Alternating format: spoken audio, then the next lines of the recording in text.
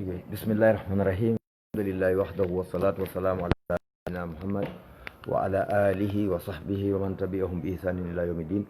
Musidɓe julɓe nene gotoɓe haray hande kadi en hewti ɗo no wowiri noon e ka werde meɗen ɗo ɗe e o darsu men ɗo ɗe sual e jawab mo tawata hiɗen joguimo alatije ɗen e talataje ɗen e alkamisaje ɗen kañumma e honno e tenen e alarba wonde e sayji ɗi men hettidi o kono ɗo en faala change de programme on ga men en leere lagine ha e 19 heures on no Allah okkiri newayewo karama ko meɗen haray ko ɗum min ɓurata hettindade hakkude waɓutuji ɗin ɗo ɗiɗi faaɗani men yeeso waɓutugeji o woɗɗani men ga kadi onon kadi meɗen andi onon wonɓe yaasi dow ton ɓen haray ono woni telen 23h00 donc ɓay haray yoga e mon noka golle yoga kadi haray no mari dawgol gollugol si ɗanaki ma ka golle muɗum toon de tawa wawata jentade golla haray no wondi e ella seeɗa joni haray ko ɗum waɗi se en ƴettay gila e talata arore ɗo inchallah 18h00 haray ɗo wawi natude heblo haray si Allah newni men fuɗɗoto ɗon e 10 on inchallah haray ko sago ko tooli ka lawol kisal ɗo ɗe haray ɗe mari ɗo musidɓe men ɗiɗo wonɓen e wallitade ɗo kadi technicien ɓe fi goɗo sengo ɗum ko Cheikh Ibrahima bun Souleymane Diallo kañumma e Cheikh Ibrahima Diakité Marela haray e karama ko meɗen docteur Mamadou Bari e woɓɓe goo kadi haray fof mum en wiɓe fof maɓɓe ko sago maɓɓe ko tooli haray karama ko en tafaddal maskura. Bismillahir Rahmanir Rahim. Alhamdulillahi Rabbil Alamin. Wassalatu wassalamu ala al-mab'uth rahmatan lil alamin. سيدنا ونبينا وحبيبنا وقدوتنا وقرة أعيننا محمد بن عبد الله صلى الله عليه وعلى آله وأصحابه ومن سار على منهجه واتبع سنته إلى يوم الدين. المشاهدون والمشاهدات والمستمعون والمستمعات في هذا الوقت المبارك أحييكم بتحية الإسلام. السلام عليكم ورحمة الله تعالى وبركاته وأسعد الله أوقاتكم وأهلا بكم وسهلا ومرحبا في مجلس جديد من مجالس الإفتاء. أسأل الله جل في علاه أن يوفقنا جميعا لما يحبه ويرضاه وأن يجعل عملنا خالصا لوجهه الكريم. يتي الله سبحانه وتعالى تدو ماوندو تو سنيدو حندو يتede wadde bibbe adama teddube wadi en julbe wadi en jaabe moftinaaɗo Muhammad sallallahu alaihi wasallam hiɗen toromo yo juule ene laaɗo meɗen Muhammad sallallahu alayhi wa sallam o mawnude e meɗen saabu yurmede yo juule sahaba ɓen fof o juula e hoore kala jokkuɗo dina kaɓe jokkuno kan Allah tawara kantine jokkuɗen yo Allah tabitin e hoore makka ha mayden tawa en e ɗum o karantimode moƴƴere o naɗen aljanna allahumma amin. Musidɓe julɓe tedduɓe yiɓɓe wonɓe e seedade e wonɓe e heɗade haray ko saɗi moɗon ko tooli e nde tolande men ɗo tolande fi jabagol lande hiɗon jarna hiɗon weltana hiɗon du'ana accitugol haajuji mon ɗi e heɗito karama koɓɓe ɗum ɗo ko mande e mandeji yiɗugol diina ko mande kadi no tanƴina haray Allah no yiɗi on tigi haray iɗen weltano ɓe sukaɓe wonɓe yeeso men ɗo Cheikh Isa Diawɓe Ba e Cheikh Ibrahima Diallo e Cheikh Ibrahima Marela wonɓe e tokkidirande ɗo ɗi makuji haray en tori Allah en fof yo Allah hawri sawaba golleji ko wona e waɗede kon yo taw hara ko saabu makko kanko waɗira o yoɓa hara ko aljanna ɓurɗo towde on allahumma amin. Haray lande arde ɗo ɗen artingal ngal ɗo يقول السائل أو السائلة تزوجت امرأة رجلا 10 سنوات ورجع وعاش معها 10 سنوات أخرى وأنجبت له 3 أولاد فأصيبت بمرض فحاولوا لعلاجها وأخيرا وجدت فرصة فسافرت بعد أن طلبت الفراق لسبب المرض ثم في سفرها وجدت هناك رجلا فيه كل ما تحبه المرأة أو هذه المرأة من الرجل وتريد أن تتزوج بهذا الرجل، ولكن ما زال النكاح السابق مستمرا، فكيف تتخلص من زوجها؟ قالوا landal arnal ɗo ko sonnajo o jombidiri e gorko, tawi gorko on ala ɗon, ani gorko on ala ɗon, gorko on arti, kono tawi sonnajo no wondi e nawnare seeɗa, ɓe wondi ɗon duuɓi sappo kadi, e nder ɗen duuɓi sappo sonnajo jibinanimo ɓiɓɓe tato, kono hiɓe gerdu e nden nawnare, ɓe yangi ha nandi nawnare nden nde heɓali Allah hol hawrindinaali ɓe lekki mayre, sonnajo on hoore mum e juuɗe gorko on,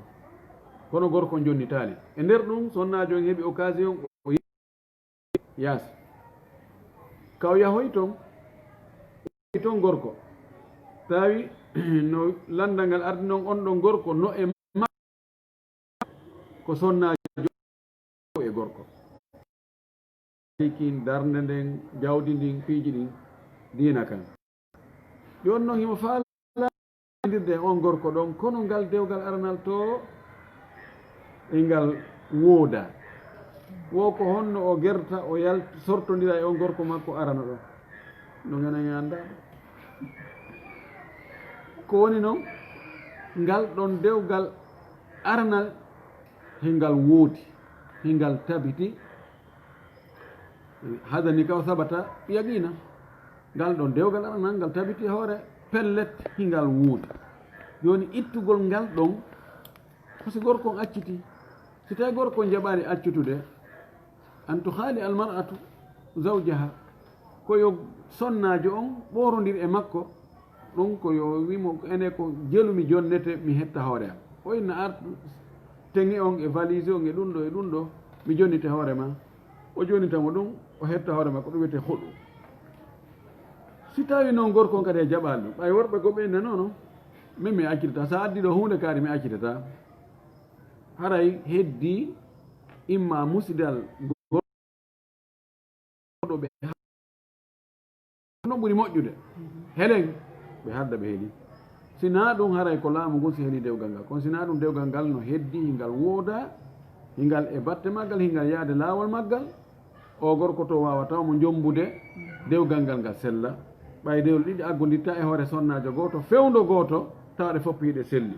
Wabillahi tawfiq. Sualu thani, hukmu salati khalfa imamin yualligu ta'awiz awil muawidat, ko ñawore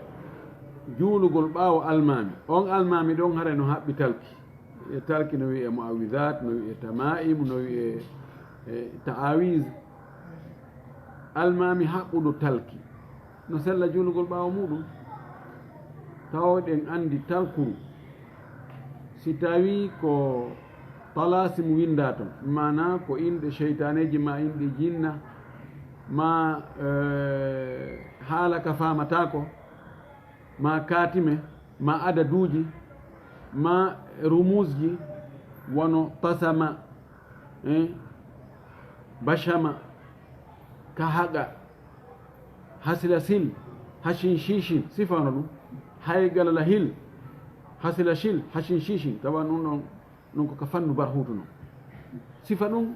ko haalaka talasim, ko haalaka andatako, sikki ala ɗum ɗo si tawi ko ɗum ɗo woni ka talkuru, ɗum talkuru ko talkuru shirku, dagaki haɓɓitagol ɗum. Hunde fottanade hakkude karama koɓɓe no waɗede no e noone ɗimmo on e talki ɗin ko hara ko alqur'ana on winda, wonde ɓe winde alqur'ana ɓe junnita, ɓe inna joni junniten qul huwallahu fuɗɗora ka kufana ha ɗum ƴawra, ɗum ɗo kadi sikki ala ko hunde harmude, balsi neɗɗo on no andi ɗum ɗon yaltina e mo diina, ko waɗi si alqur'ana waylitama harena alqur'ana hande kadi ɗum ɗo noon daalɗo alangol waylitatake, ɗum ɗo kadi sikki ala talkuru wondu noon no hara hindu harde talki go hara alqur'ana mo waylitaka no nder toon, kono piiji goo no jilla ɓe wi naji ɓe wiya joni wo algaytu alayka mahabbatan minni ɓe winda ɗum on laabi capantate tati ɓe waɗa noon haatimere ley ɗon ɓe waɗa ɗon adadu ɓe waɗa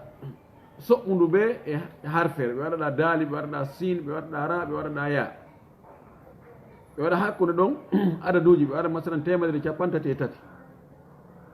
hono no firi ɓe adda inde joni inde goɗɗo mo joni ko fi giggol ɓe gara inde makko ne ko mouhammadi ɓe jogui toon mimo on ko jelu ha on ko jelu mimoya ko jelu da on ko jelu ɓe yetta ɗum ɓe ukka nder ɗon sikki ala o noone ɗo kadi ko noone harmuɗo heddi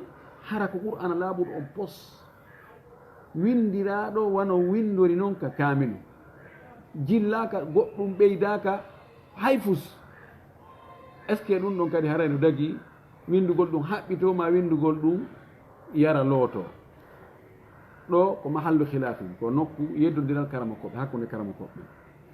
jumhur en no yaari wonde ɗum ɗon kadi dagaki jumhur en no yaari wono imam malik so nan fa imamu shafii e woɓɓe goo karama koɓe goo no yaari ɗum kadi dagaki fes ko waɗi nelaɗo waɗano few hattuman nelaɗo waɗano sahaba makko ɓen kadi waɗano law kana hayra la sababuna ilayhi si tawino ko moƴƴere noon ko ɓen attatuno wadde woɓɓe goo inni no dagui daalol allah ngol wona ko taga daalol allah koko barkinorte koko ɗaɓɓirte cellal ko ɗaɓɓirte keɓal e daɗal no jeeya maɓɓe imam ahmad jogui riwaya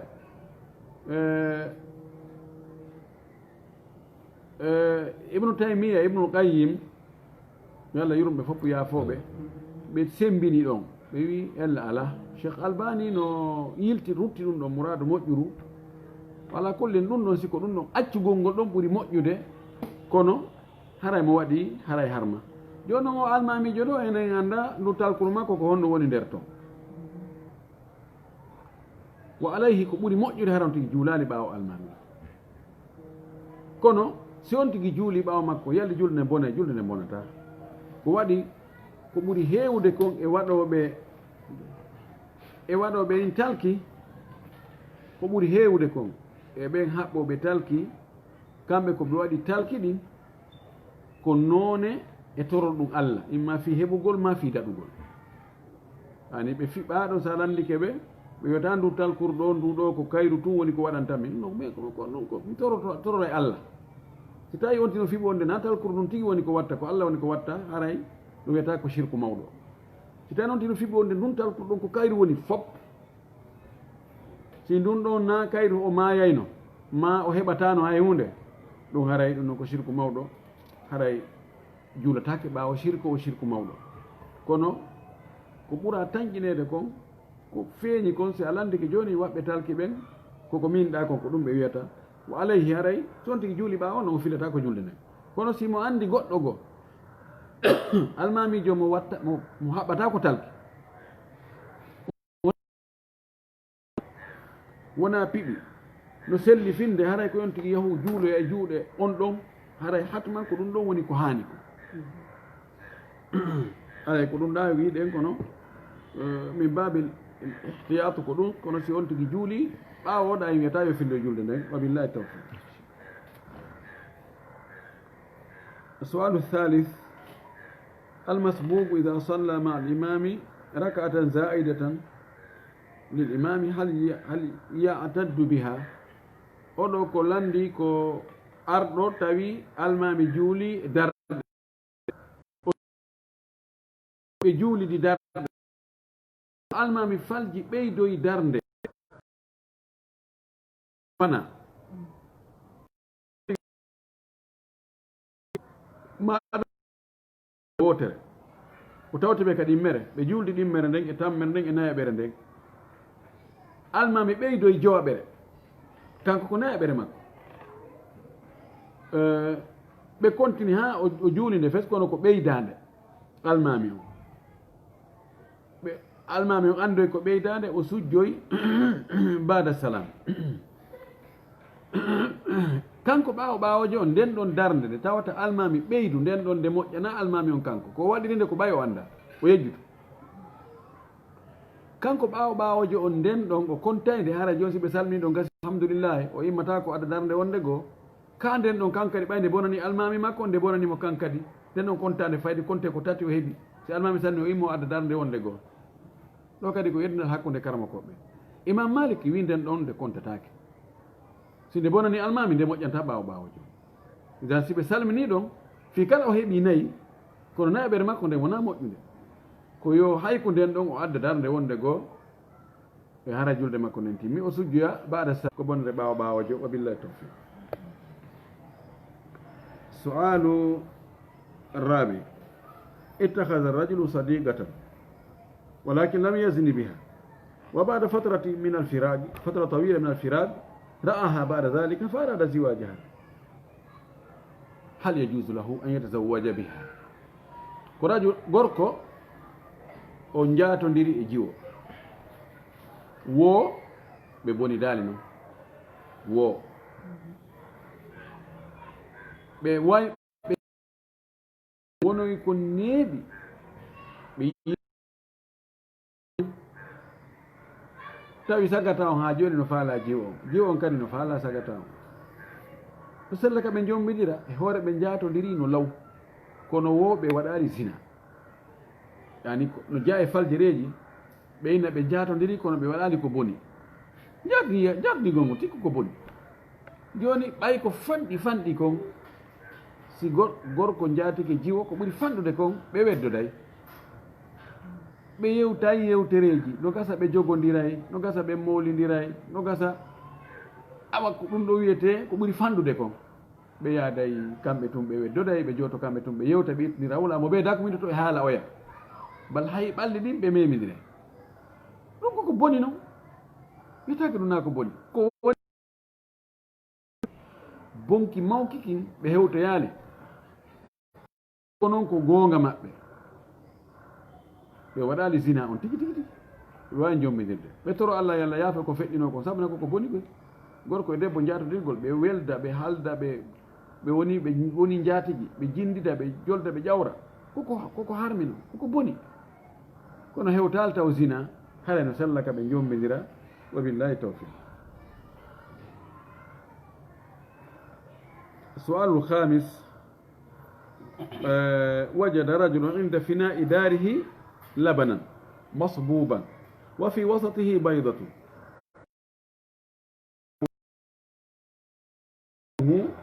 إلى محل تجارته فوجدوا نفس الشيء فماذا يفعل koko gorko o immi o yalti ko o tawi ka ko ɓiraɗan kosan no hibba ha gayna wofonde no no wallinaka hakkude kosan hibbuɗam ɗon ɗo jiɓimo faaɓe makko ɓen ko atto hewtoyde ka place kadi ka o yeyata ɗum ɓen ɓe dayi ɓe yahi fi sottoygol ton ɓe tawi kadi ɗum netti kadi si kosan hibbaɗan wofonde no waɗaka hakkude kosan ɗum kadi ka yeeso place makko ka o yeyata ɗum noka galle makko ga noka golle makko o tawi ɗum ɗo hada maja bittifagin o samba bittifagi yani ɗum nani tun ardi koko waɗa koko eɓɓana ko honɗum o watta o falaka no natugol e shirku to allah naatumo e shirku to allah naata gen fof e shirku ko honɗum o watta ho ɗum ɗon yo hoosu ɗum o naɓa ɗum o hibbo yo hibbo kaɓi batte mbileyagal tawi koko sumata sunnu si tawina ka sumata hibboy ɗum ka kabineji ka ñiddi inchallah watta batte ɗo yo hoosu ɗum ha o gayna o itta o naɓa ɗon o hibboya ka o hibboy wo o lotat no batte mum fof o itta o toro allah ɓay on waɗɗa ɗum pellette ko allah tagi mo pellette allah no ɓurimo doole pellette allah no wawi salade ko faala ɗon ko o toro allah yo allah heññidirmo e on ɗon faale ko on ɗon nano o neldane mon e kosanɗa pellette na ko moƴƴa allah laatina mono o duumo ta o hulu fes yo andu piiji ɗin fof wallahi ko Allah eɓɓa ko goɗɗo watama lorude kan noon abdoulah ibn abbas wa alam anna alnasa awwalahum wa akhirahum insahum wa jinnahum la yanfa'uka yetta noon sabuji ɗi o janga azkar agribaihi fa fa'alu ثم حصل الشقاق بينهما فطلقها فأراد الأول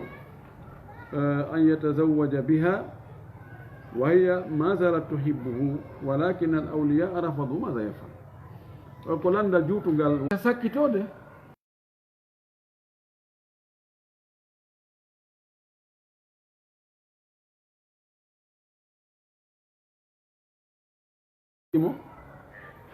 ka fami ɓayo mawɓe suka on yahi ɓe ini noon on ɗo joni oɗo mi ala yaltinimo ka fami ga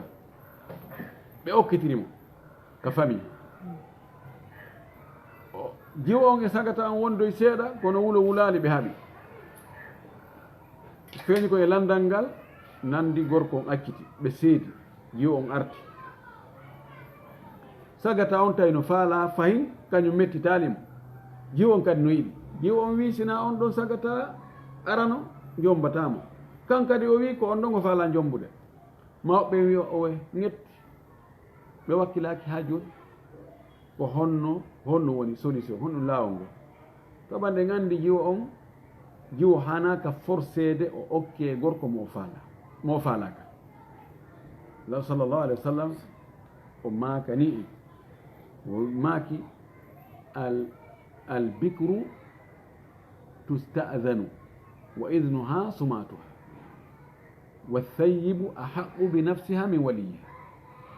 laaɗo maaki jiwo ko yo diisine yo lande si o okkitire si o landama o fanki bude ɗon haray holli deƴƴere ko jabawol haray wonde himo yiɗi kono si tawi o wi'i o wakkilaki haray haala lanni o wi wathayibu tu'ribu an nafsiha nokku go o wi athayibu haqqu bi nafsiha min waliha o wi amma noon ceeme to mana meeɗaɗo jombede o jombama o accitama ma o jombama modi makko maayi accimo oɗo ko yo wowlan hoore makko tiggo inna oɗo gorko miɗo faalamo ƴettelam okkommimo nokko ɓe winni ko kanko ɓuuri handude suɓade modi makko edi waliyaɓe makko ɓe joni noon ɓeɗo mawɓe si tawi woni o gorko faalanoɗo mo law ƴamimo law ella ala telen ka diina e ka jikku ko haɗata ɓe okkamo yoɓe ƴettumo ɓe okka tawi ji on nodi suka on no yiɗi ella ka sharia ala ko haɗata ella ka edɗan ala ko haɗata haray ko yoɓe okku laaɗon maki ida atakum man tardano dina wa huluqahu fa zawwijuhu wa in lam tafalu takum fitnatu fil ardi fasadun arim si ari ƴamugol kamo on onon jeyɓe jiwɓe ari ƴamugol ka moɗon sagata mo tawata diina makko kan e jikku makko on yon weltori no yoni ko hoolore o maaki okke mo si on waɗali ɗum wonay fitina wona bone yaajuɗo kadi si on habbike jomiraɓe jawle jogiiɓe import e export wonɓe amérique wonɓe europe on wi onon ko ɓen tun on daari jawdi si tawi noon ɓe wakkilaki few ko wiyeten sagata on yo ɗaɓɓir nokku goo ciwɓe lannata wabillahi tawfiq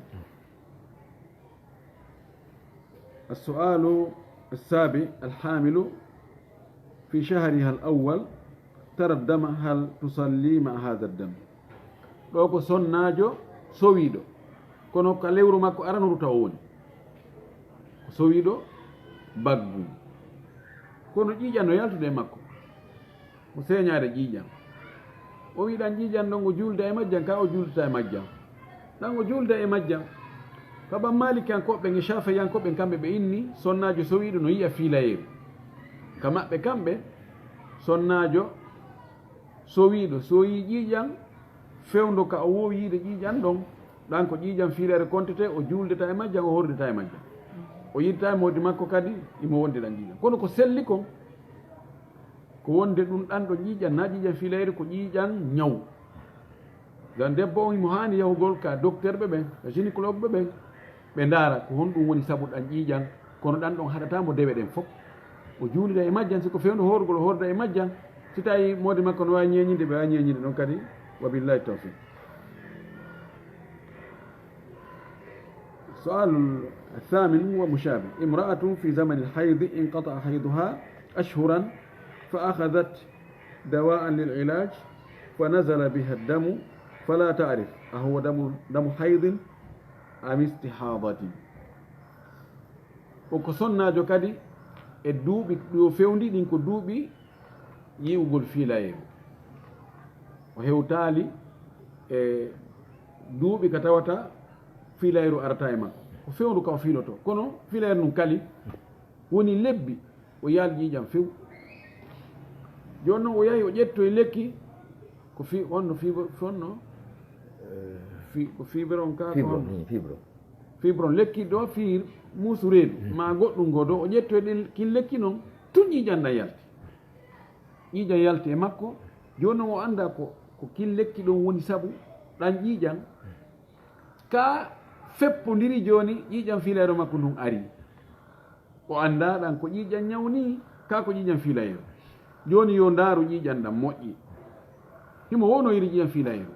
si tawi ɗan ƴiiƴam no wondi e mbaadi ƴiiƴam filayeru yo ƴettu ko ƴiiƴam filayero ko waɗi ko ɗan ari ko zaman mum mbal hay zaman mum on feƴƴi si ɗan ari tawi ɗan wonda jogaki mbaadi ƴiiƴam filayru few naasifa ɗan o wowno fiilade o ƴettoɗan ko ƴiiƴan ñaw ɗan ɗon haɗatamo juulugol haɗatamo horugol siko fewndo korka haɗatamo wodi makko yiida e makko mana ko ɗan ɗon ko ƴiiƴan ñaw no wawi so barmi ka koyngal makko ɗum ɗon ko mbaadi majjan on ko ɗum hollata ko ɗan honɗum ko ñawre honɗum ɗan ƴettata wa billahi tawfiq sualu tase man akhara alwitra hatta tala alfajru maha yafal oɗo ko landi ko goɗɗo o juula geeƴe o waɗa chafi o inno witiri o yomi waalo seeɗa mimo noon mi waɗa witiri o waalo tun o ɗano o weetoroya o immagol tawa weeti fajiri feerino o juulani witiri ko honno watta ko yo yoɓu witiri o taɗo sallllahu alayhi wa alihi wa sallam no maki ma nama an witiri falyusallihi mo ɗanike witiri muɗum waɗali witiri ha weeti waktu witiri on feƴƴi yo yoɓu waktu witiri on ko ɓorde ka geeƴe juula ɗon ha fajiri ni feera witiri no na weltidete ɗum dey nelaɗo men sallllahu alih wa sallama ɗo maki awtiru ahla alqur'ani fa inna allaha witrun yuhibbul witra hey kono yimɓe alqur'ana yo yimɓe julɓe yimɓe jokkuɓe alqur'ana janngoɓe alqur'ana golliroɓe alqur'ana juule witiri allah ko fuujuɗo himo yiɗi ko fuuji nokku goo wi allah ɓeydani on julde e hoore ɗe julɗele joyɗe marno ɗon nden ɗon juulugol nde no moƴƴi ɓuri heɓugol jawle hittuɗe goo o waɗi waktu mayre on hakkude geeƴe ka juulaɗon e fajiri ni feerude yani accugol welsiɗo hara fayda juulata e witiri ɗum ko tana molanaɗo saabu sunnaji ɗin fof ko ɓuri tentude ko witiri ha abou hanifa kañum inni ko wajib wona fardu kono ko wajib kono ko selli kono na wajib sunna mo akkada on tigi yoɓay hay so fini tawi weeti tawi nangue fuɗi yo yoɓu witiri on ko ɗum woni ko hani kon wa billahi tawfiq taban ɗon wonande sikkitiɗo si immoyto ma si immatako yo on tigi waɗa witiri on so ɗano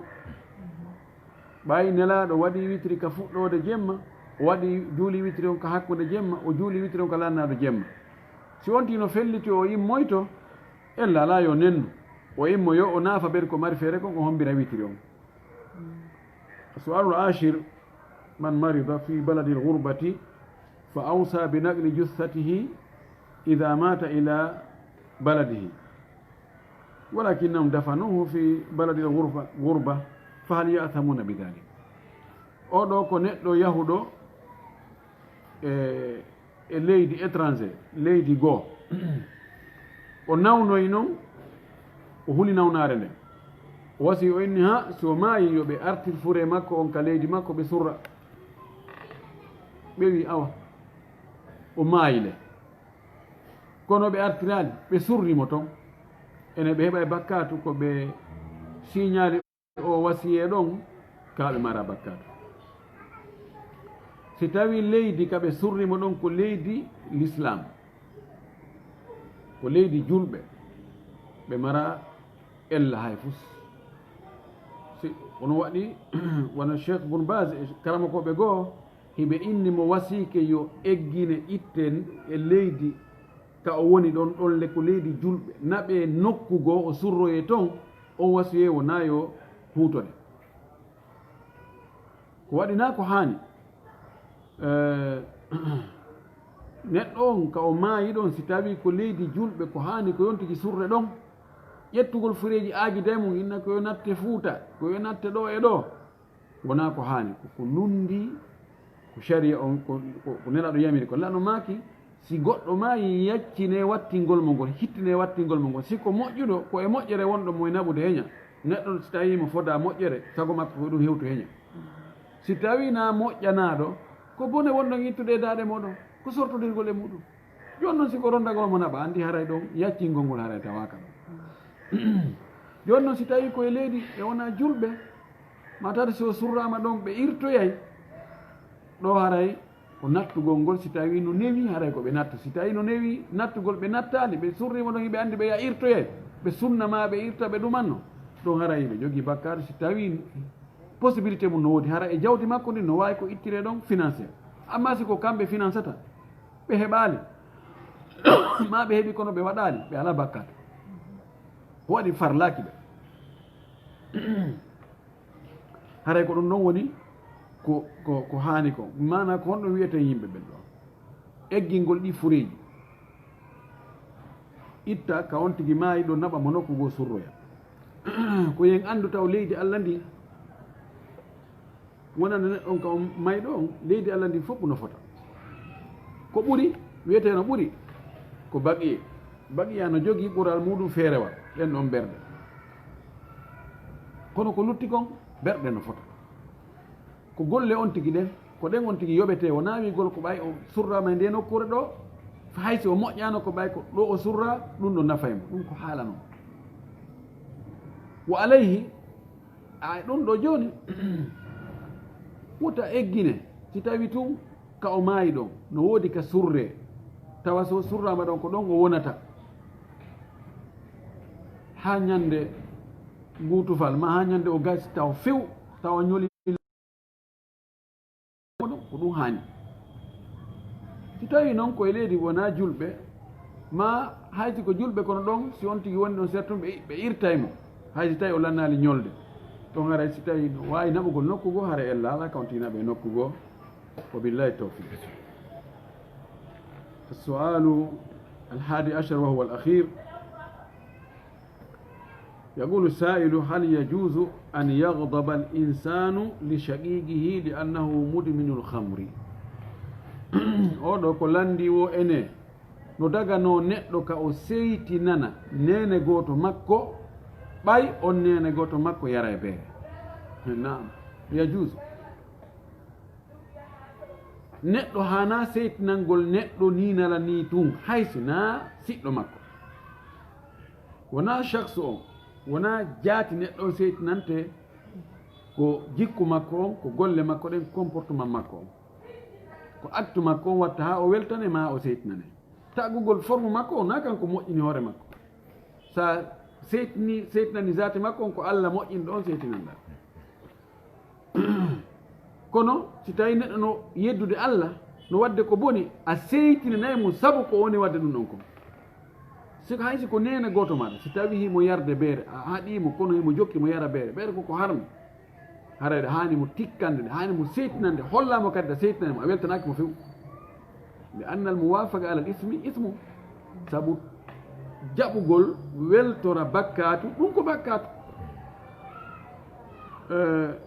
laromaki man ra'a minkum munkaran falyughayyirhu biyadihi fa in lam yastati fa bilisani wa lam yastati fa biqalbi mo gaynata yo mettumo ka ɓernde kam si yehi ha tawi neɗɗo si bone waɗama ñañatamo ka ɓernde makko fus haray hakkitande makko ala oɗo o willefa wona fi kaari no nafimmi ma kaari no wayni no wayni miɗo weltanimo weltora fi allah tikkira fi allah okkira fi allah ɗalira fi allah mo wayino ɗaɗo maki ara limanu makko on timmi jan oɗo yo tikkan oɗo nene goto makko saabu kono yarde beere kon no gasa wonno so tikkanimo o holli mettede no gasa ɗum ɗon wona saabu ha nene goto makko on akkita ɗum ɗon jokka ko feewi ko ɗum torki allah ko kanko woni tabintinnowo e hoore peewal yo tabintinno e hoore peewal kanko woni fewnowo yo fewnoɓe fewali ɓen kanko woni moƴƴinowo yo moƴƴin alhaaliji men ɗin kanko woni dandowo yo dando e boneji ɗin fof en torki allah subahanahu wa taala yo allah ɗe moƴƴuɓe waɗa e malaɓe waɗa e natoɓe e janna haray onon heɗitiɓe on e wonɓe e seedade wonɓe heɗade ɗon jarna heɗon weltana technicien ɓe wonɓe yeeso ɗo ɓen kadi no jarna no weltana en torki allah subahana taala yo allah tawno en kadi e coɗande wonde goho haray ko ɗon e darade wa sallllahu wa sallam wa baraka ala nabiyihi l amin haray musidɓe julɓe nene gotoɓe haray e weltanike karama ko meɗen haray yo allah yoɓiɓe ko ɓuuri e moƴƴude wurna fayɓe waɗa barke maɓɓe yanña arsikeji ɗin dumbakata haɓɓa masiboji ɓoynida en ko ɓooyi juuti dumina cellal ngal e gandal ngal haray tigui tigui e weltanike kadi invité ɓe meɗen ɓen haray ɗen ka page facebook lawol kisal ɗo ɗe e haray ɗen andintina ɗo kadi ko ɓe karamakoɓe meɗen ɗo docteur Madouri Bari marɗe landal e jabowol e vendredi arore ɗo ka radio lawol kisal inchallah hara en daaroyi ko honɗum ɓe daɗɗiranta en e question ji ɗin inchallah e nder ɗeɗo balɗe ɗo inchallah assalamu aleykum wa rahmatullahi wa barakatuh.